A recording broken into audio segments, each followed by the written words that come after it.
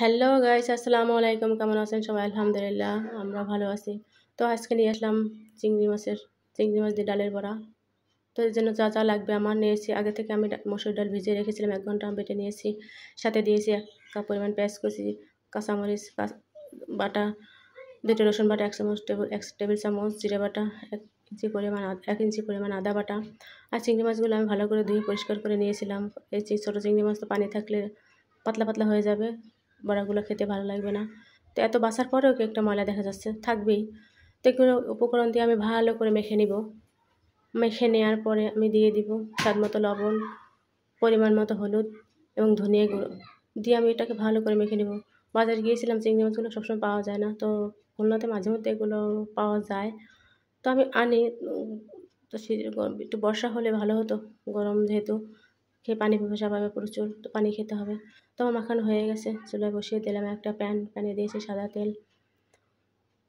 খুলনায় চিংড়ি মাছ আর কিছু না থাকুক, চিংড়ি মাছ মোটামুটি সবসময় পাওয়া যায়, আমাদের তরকারি খেতে তেমন একটা সমস্যা হয় না। তো আমি হাতের শেপ দিয়ে আস্তে আস্তে একে একে সবগুলো বড়া দিয়ে দিব। তেলটা গরম হয়ে গেলে অবশ্য, এই যে দেখেন, হাতের শেপ নিজে আন্দাজ করে দিতে হবে। একটু পাতলা পাতলা করে দিয়েছি, যেহেতু আমি ডুবো তেলে ভাজবো না, কম তেলে ভাজি করব।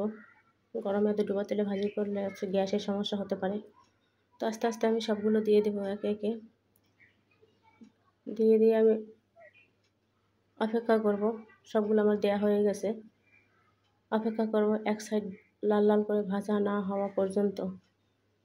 মনে হয় কিছুটা হয়েছে ভাজা, উল্টে দেখব, হ্যাঁ হচ্ছে। তো আমি সবগুলো বড়া এক এক উল্টে দেব আস্তে আস্তে করে, ভেঙে গেলে আর মানে দেখতে ভালো লাগবে না।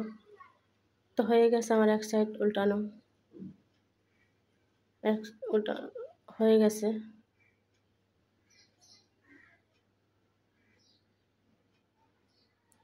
হয়ে গেল আমার এক সাইড উল্টানো, আর এক সাইডও হয়ে গেছে। ফাইনালি আমার বড়া ওকে। এবার খাওয়ার পালা। পানি এক জাগ সামনে নিতে হবে আর খেতে হবে। সো আসসালামু আলাইকুম, সবাই ভালো থাকবেন।